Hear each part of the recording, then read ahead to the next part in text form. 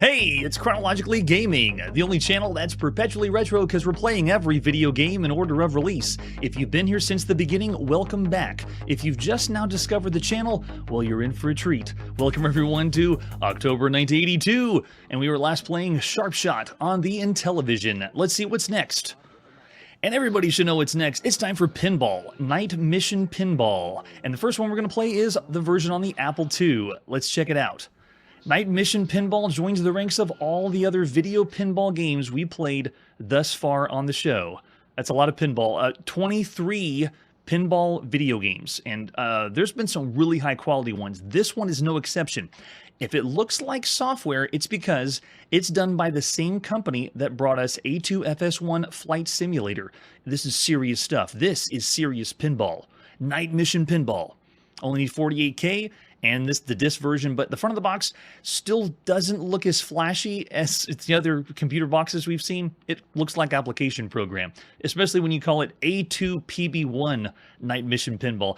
I refer to the flight simulator as A2FS1, but I won't call this one A2PB1. It's Night Mission Pinball. We'll just call it that.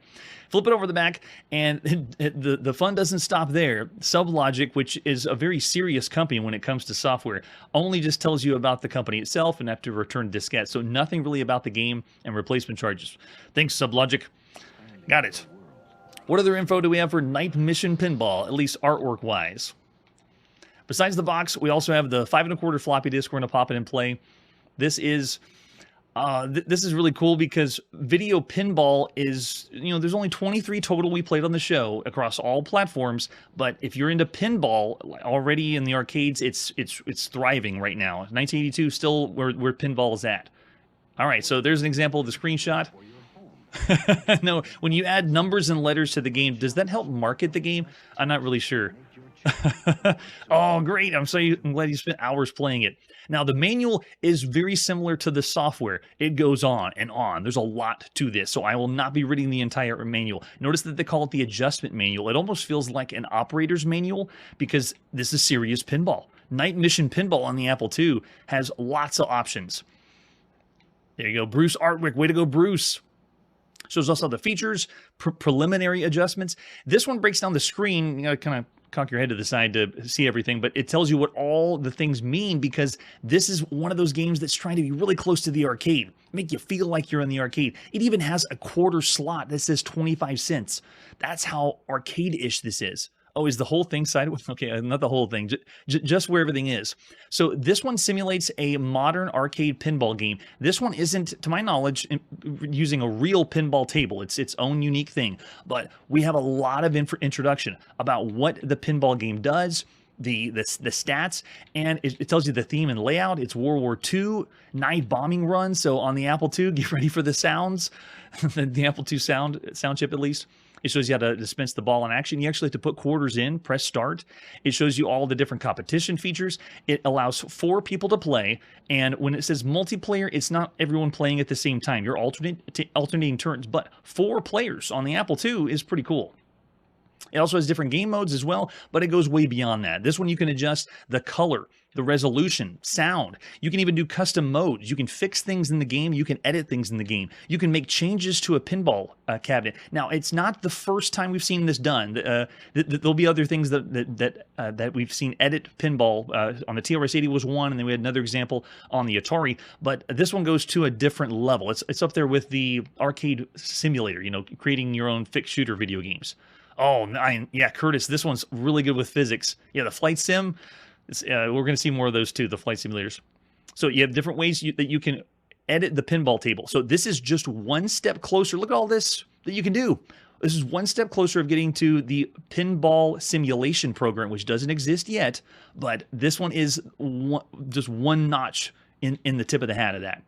I mean, look at this. All these different settings that you can change. One thing that they marketed was you could do the tilt. You could actually tilt the thing to go to the next screen or to shake the pinball table. So cool. So there's our controls. You can do keyboard or you can do paddles here on the Apple II. And then you can do self-play mode. And then they have pinball jargon in the back. That's really nice. Multipliers. Oh, look at that. Making, matching. Yeah, so if you want to be a true pinball player, this manual has everything. And then some. It is a lot. Big Read, it's Big Pinball. Let's pop in and play some Night Mission Pinball. This is Sublogic Bruce A. Ardwick. It is the end of October 1982. Hey everybody, thanks for checking out the channel. That was a fun misclick. All right, so here we go. We're in. This one's available not just for the Atari, or not just for the Apple II, but it's also on the Atari and then on the Commodore 64 that we're going to be seeing as well. Next year, this is available on PC Booter, and then later, way later in 1988, it'll be available for MS-DOS. So Night Mission Pinball will live on because it's that good of a game. And so this one, if you look at the aesthetic here, I got to scooch over a little bit. Take a look at the bottom right corner. It actually has a coin slot. So whenever I hit Q, it puts the quarter in. And then if I push S, you see it resets the high score, and we're now playing as player 1. You can play with 4 if you want, but you'll just take turns. I'm going to actually go in with keyboard mode if it'll let me. Let's see if it controls that. Yeah, it does. Nice. Okay, here we go. So we're in, and we got our flippers. Yes. Left and right. Lots of great features for pinball, and all of this can be customized. So what you're seeing here, while it looks like one board, it's one board that can be changed a lot. Oh, wow, yeah, the physics are amazing. Look at the... I've already been impressed with pinball physics, or video pinball physics. It's been amazing. I didn't expect to see this kind of level right now in 1982. Brian, right? We're a long way from that pinball. But look how many features it has as far as the table goes, and all this can be customized and changed. Not to the level of the pinball construction set, the one you're thinking about that comes out later. We don't have that available with us yet. Yeah, but it feels great. And listen to the sound effects on the Apple II. That's pretty good. Right now, if you liked pinball, this is top notch. And if you like to do a little programming, you'd also want to play to make the changes to the table. I mean, colors, you don't have the robustness to like create everything from scratch, but you have the options to do quite a bit to make this almost your own table. It's awesome.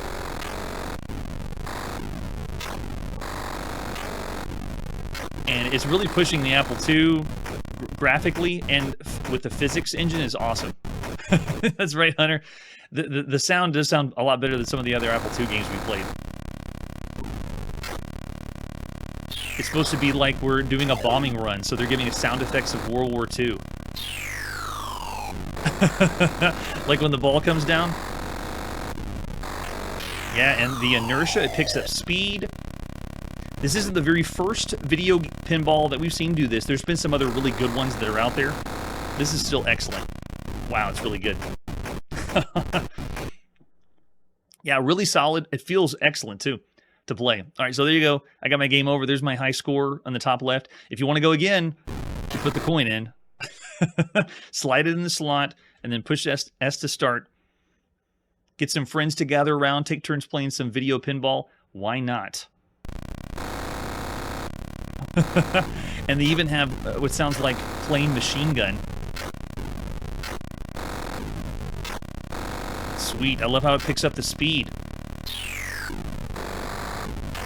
Since the very beginning with video pinball, we started off to a rough start. If you've seen any of the older episodes, going back in the 70s, video pinball was pretty rough. Once we hit the 80s and people started to program their own video games on home computers, that's when we got gems like this.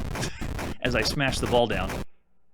Oh, Hunter's going 4.5 stars. Yeah, if you love pinball, you would say this is one of the best video games you could play across any home computer. And this time, the Apple II isn't the only one that gets cool stuff. The A2FS1 Flight Simulator, that one is only on the Apple II. So I'm glad they Bruce ported this to other systems. Or at least to my knowledge, he did some of the ports. Yeah, sound effects are great. And especially for the Apple II. It sounds great and plays really well for a pinball cabinet. It actually feels like I have control. Look at that. Over the ball and the physics. So awesome. Why can't I get those other letters? I want to get the other letters of night.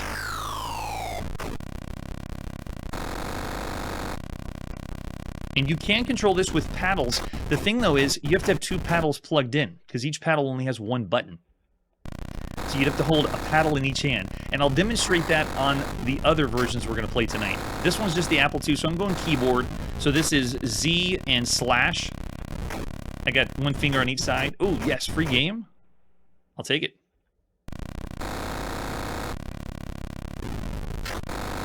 And I won't be demonstrating the way you can change up the pinball, because that would take even longer for tonight, but just to show you what the pinball looks like and plays like.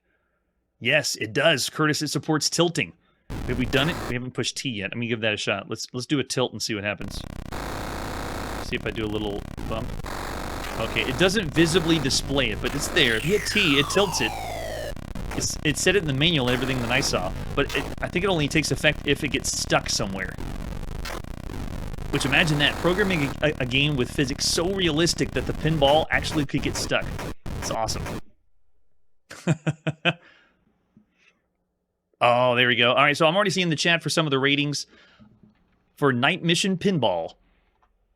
Man, that's good. That's really good. At this point, we've already played 23. This is our 23rd video pinball game of all the games you could play right now on a home computer.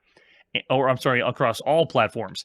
And some of the really good ones that are out there that you could play, the best ones would be Bill Budge's trilogy of games. He had a good pinball in there. Then Pinball Spectacular by HAL Laboratories. David's Midnight Magic's another one. And, of course, Raster Blaster. All those are contenders of good video pinball. Seeing in the chat, I see a 3.5 to 4.5 for pinball. So I'm actually on the fence. I could say if you were a pinball enthusiast, this would be one of the best video games you could play right now because the pinball construction set isn't a thing. So lots of high ratings, though. 4, I see over in the chat.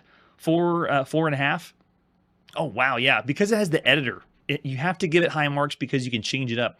I rated when we played the arcade machine, the one you could create your own Galaxian or fixed shooter, way higher as one of the best. And this one's still up there. Of all the games you could play, I'm actually going to give it the nod and say 4.5 for all the titles on all home computers. If you're a pinball enthusiast, and because it has that editor mode and it allows 4 players while you alternate play, it's got a lot going for it. So yeah, one of the best you could play right now on any home computer. Yes, L. Curtis B with me with a 4.5 as well. All right, and our next title is Night Mission Pinball for the Atari home computer. Let's check out and see how this fares compared to the Apple II. The box should look a little different because I'm aware that this is a slightly later release in the year, but I'm going to mesh them all together so we can see them all. You need 32K minimum memory to play. They changed up the aesthetic, but I like this. This is the one you're probably more familiar with if you played Night Mission Pinball, not the Bruce A2 PB1 version of it. Flip it over on the back. Oh, yeah, there you go. See all the versions that are displayed here? We don't even know what those are. What's an XL? Here in 1982, all we have is the 400, 800, and maybe the 1200. Maybe. The Ultimate Arcade Simulation Program. 5 bumpers, 7 stand-up targets, 9 rollovers, 2 spinners, and much more. So, again, if you're a pinball fan, this is the game for you. Joysticks are recommended, and this time we'll be playing with joysticks. You can see there's another version, the cassette version, and it still shows the AT PB1 pinball on Atari. Very nice. And then the ad you would have seen at the time, 10 selectable modes of play, including easy, competition, high speed, and cosmic. Yeah, that's true. We didn't even change the speed modes when we played on the Apple II. You have that option as well. All for only $29.95. I wonder if that is adjusted for inflation. There's the cassette you could pop into your Atari, or I believe it also was available on disc, but most likely you were playing on cassette. Sadly, not cartridge, though. All right, so let's pop in and play some Night Mission Pinball. Again, Bruce Artwick did this one. It's the end of October, 1982. Sublogic, again. Now, this one is going to be lacking sound. While we hear the little clicks of the disc reading in the background, the game itself will not have sound because on the Atari, the keyboard click speaker is what they used for sound effects.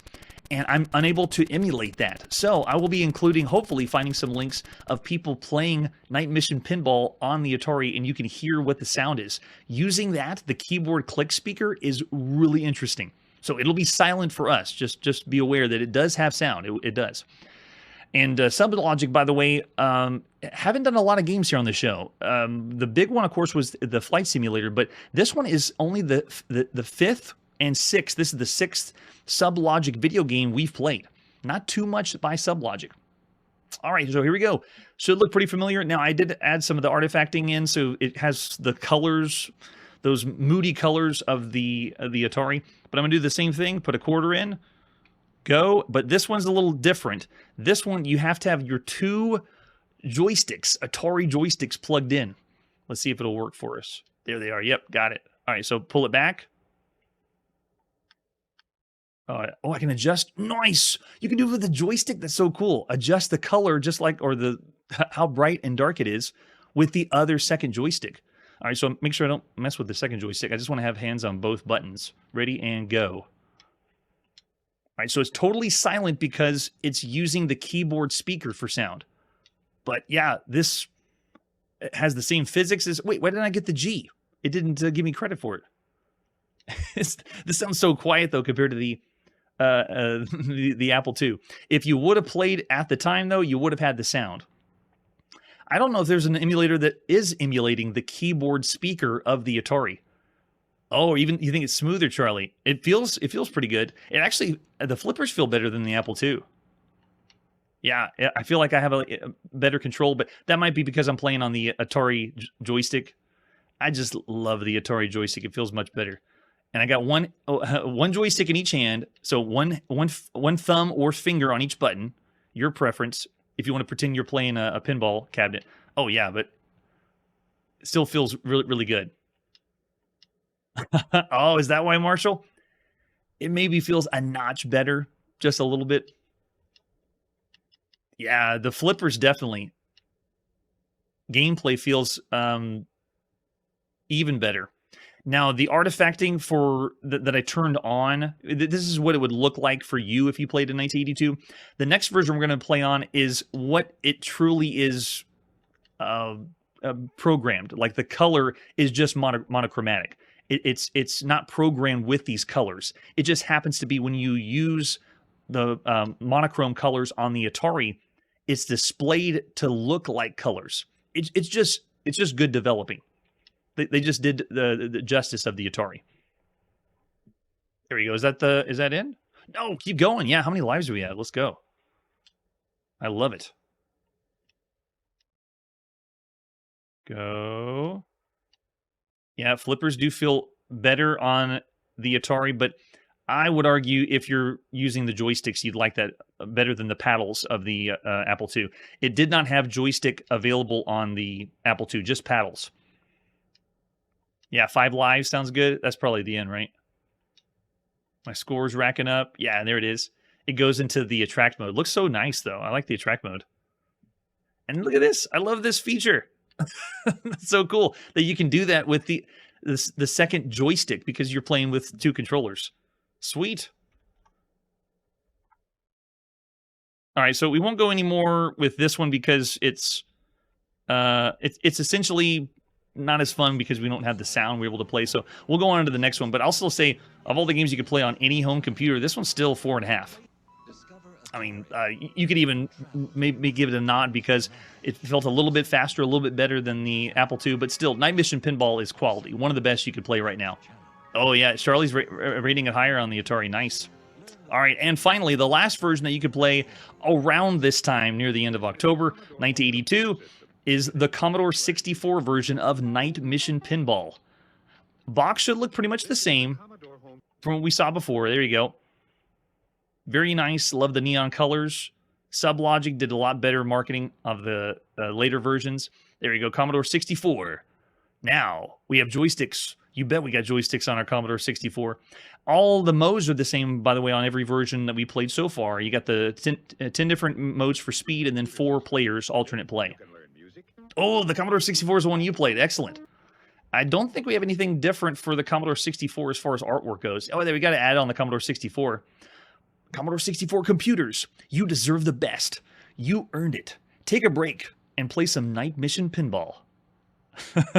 Oh, that's right. Look at the phone number. Calling in the orders. Everybody remember that? Sometimes that's how you got the game. So there you go, the example of the 5 1/4 floppy disk on the Commodore 64, and there's an example of the screenshot. All right, here we go. Night Mission Pinball, the Commodore 64 version. This is David Denhard that helped with this one, but Bruce still helped did the port at sometime at the end of October 1982. We got our disc in, loading up. I'm going to have 2 joysticks plugged in to play the Commodore 64 version as well. And even when you had on the Apple II, you still needed 2 paddles to be able to play. Okay, so this one does have instructions. I'm going to skip the instructions and the demo mode, and I'm just going to go right into the regular game mode, because you can demo and make changes like I described before. Night Mission Pinball has lots and lots of options. All right, let's just go right in and check it out. There it is. Now, the first thing you got to remember is this is showing the black and white because that's what it was programmed for. But depending on what screen monitor you had, you see some kind of colors or artifacting, kind of like we showed on the Atari. So I'm not going to nod it because this is just like the Atari version. Yeah, I know, Charlie. Monochrome, baby. Oh, no. And also, I'm not giving you the full experience of 1982. We're not waiting for everything to load as far as discs and cassette tapes. Definitely not cassette tapes. All right, what do we do? Q. Oh, yes. I want to put some extra quarters in. Just because I like the sound of it. All right, push an S. All right, and then here we go. We pull back. Does it do the same thing? Okay, it doesn't do the same old, same old. Now, which one is which? Okay, I want to switch my controllers because I want to get them on the right side. There, okay, I'm ready, yes. Now we're playing. Both joysticks plugged in. Man, well done on the programming. Making the port happen all on these first 3 systems is incredible. Yeah, still plays great. And now you can hear even the best sound effects. Commodore 64 has the best sound version, and it should, with that SID chip inside. Oh, even though it's black and white, it's still the best one. Yeah, with the best sound going with it. I mean, hear the hum sound where they were trying to make for the plane or the bomber on the Apple II. You know, it still kind of sounded like farts, like the usual Apple II. But this, listen to that. It sounds really good. It feels like we're playing a combat flight simulator. Oh man, it's still great though. Loads of fun. Wait for it. And all the mechanics they put in for the pinball cabinet is excellent. They got the multiplier going for us. Awesome. Yeah, so of all the versions so far, now we're displaying it now in monochrome, but you would have seen it in color depending on what monitor you're using on the Commodore 64. But this still, I would say this is the cream of the crop. This is the better version of the first 3. We're pretty spoiled here on the show. We play every home computer, so at the time, if you owned all 3 home computers, then yeah, I would get the Commodore 64 one for sure. Yes, Marshall, it does sound like B-17 Bomber. Excellent. I still haven't gotten all the letters of night. I really want to get those. Can we get it?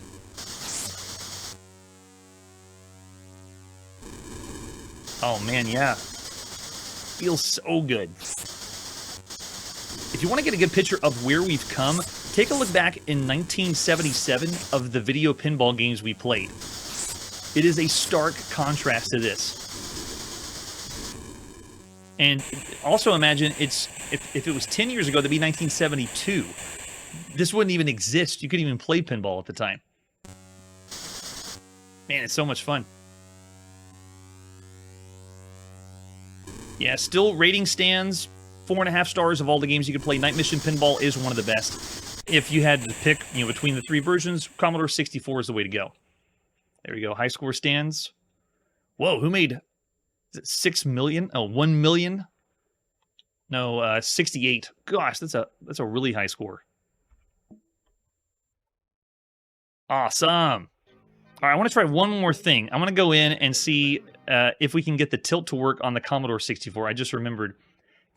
Does it actually visibly show it shake? I don't think so, because it'd be pretty tricky to do that.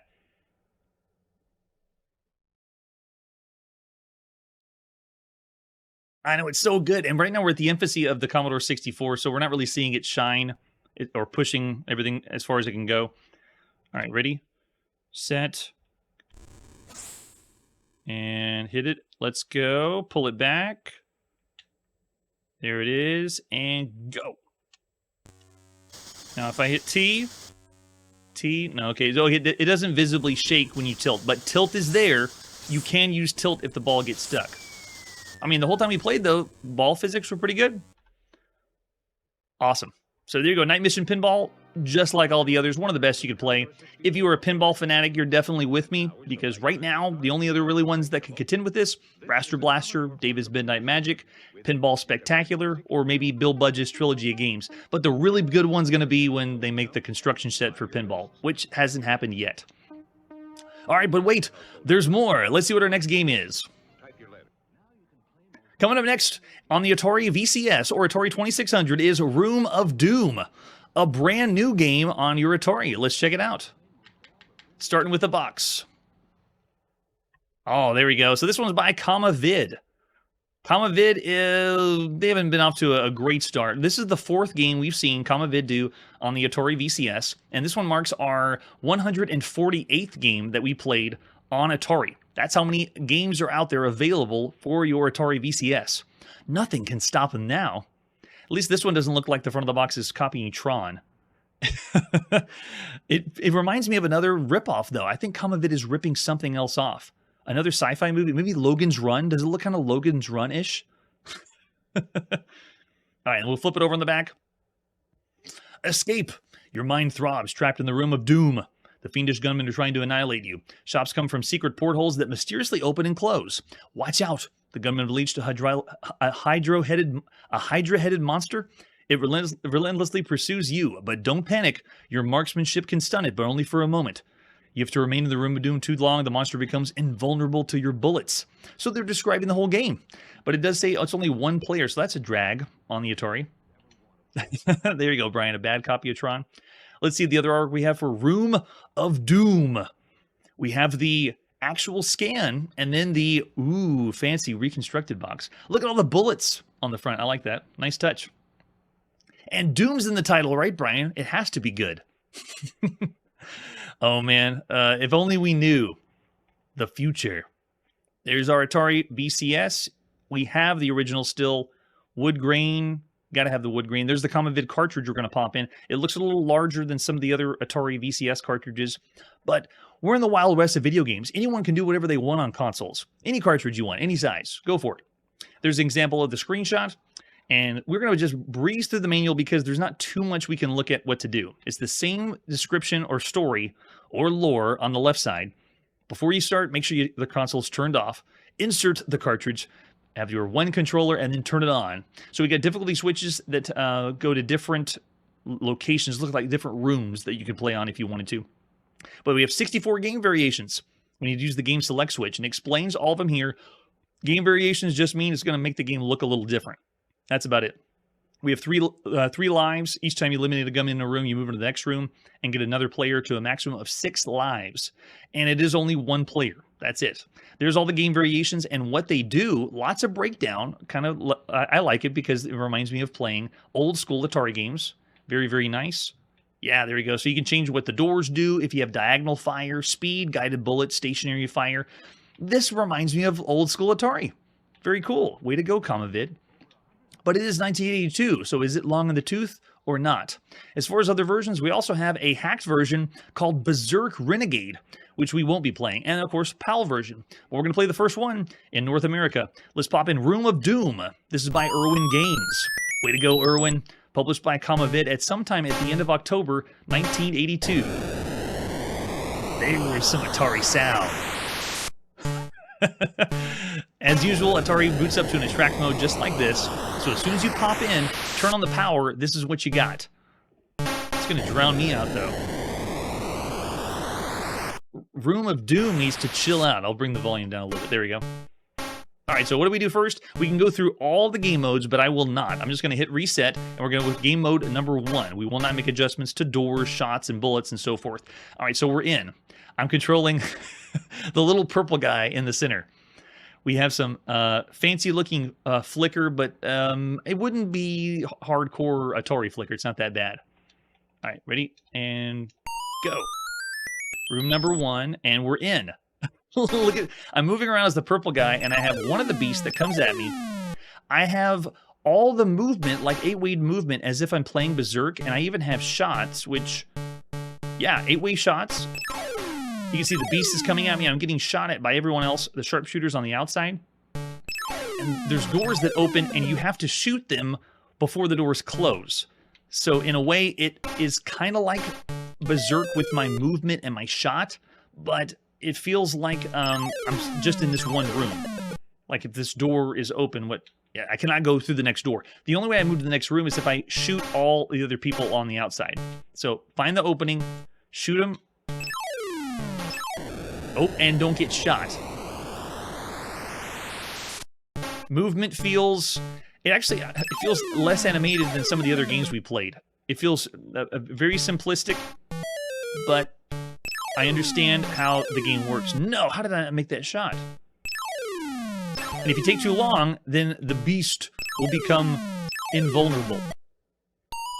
There you go. Kill everybody, then move on to the next room. You have a new enemy in the center, and then you have multiple attackers around the outside with doors opening and closing. So it is actually reminiscent of a couple other games we played that they take place in this one area or one screen. So here on the show, we wouldn't call this a fixed screen shooter. It is on one fixed screen, but we call the fixed screen shooters more like Space Invaders. You know, you can only move left and right and fire. This one feels like a multi-directional shooter, like Berserk, but it feels stilted. Like I'm missing something because we played games that allow you to move to different rooms, and even big titles. Like, think of games like Seamus. But Seamus would be something you play on a home computer, not here on a console. At least, not yet.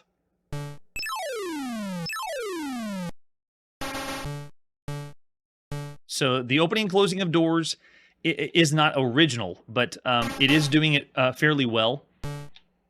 And for Atari, this is actually okay. I would say you have fun playing this. Aside from all the... We're starting to see some of those garbage bin games there, but this one is fairly well done.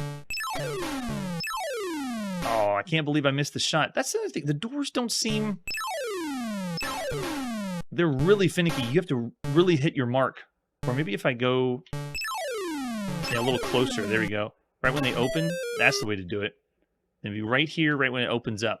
And go for it. There. 2 more left on this side. Yeah, so this is still fun. Man, yeah, when they start closing, you got to be right on. Or die. I think that's my second life. Let's try it again, right there. Nope. There. I missed again. If it gets trapped on the edge, then it won't work. And there's the third.